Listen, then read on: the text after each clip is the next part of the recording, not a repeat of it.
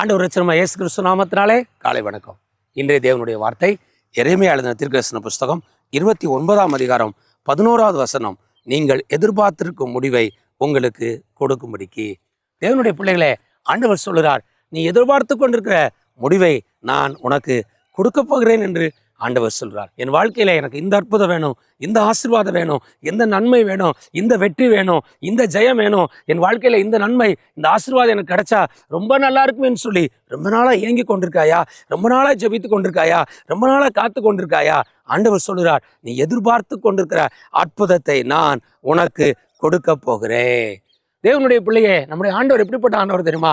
தன்னிடத்துல கேட்கிற எவனுக்கும் அவர் கொடுக்கிறார். விசுவாசமுள்ளவர்களா நீங்கள் எவைகளை கேட்பீர்களோ அவைகளை பெற்றுக்கொள்வீர்கள் என்று இயேசு சொல்லுகிறார். இந்த காலவேளையில் ஆண்டவர் சொல்லுகிறார், நீ எதிர்பார்த்து கொண்டிருக்கிற அற்புதம் உன் வாழ்க்கையிலே நடக்க போகிறது.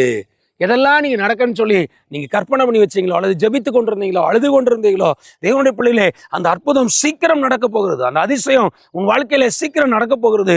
அற்புதம் உன்னை தேடி வருகிறது. கர்த்தர் உனக்கு நன்மையினாலே, உன்னை கிருபையினாலே, அபிஷேகத்தினாலே நிரப்ப போகிறார், ஆசீர்வாதத்தினாலே நிரப்ப போகிறார். நீ பழுக போகிறாய், பெருக போகிறாய், உன் வாழ்க்கை வெற்றி அடைய போகுது. கர்த்தரை நம்புகிறவன் செழிப்பான் என்ற வார்த்தையின்படி ஆண்டவர் சொல்றார், உன்னை நான் செழிக்க வைக்க போகிறேன். நீ எதிர்பார்த்து கொண்டிருக்கிற எல்லா அற்புதங்களை நான் உனக்கு கொடுப்பேன். இந்த நாள் அற்புதத்தினால், அதிசயத்தினால் தேவனிடத்தில் என்ன எதிர்பார்த்து ஜெபித்துக் கொண்டிருக்கிறீர்களோ அந்த எதிர்பார்ப்பை தேவன் நிச்சயம் நிறைவேற்றுவார். God bless you.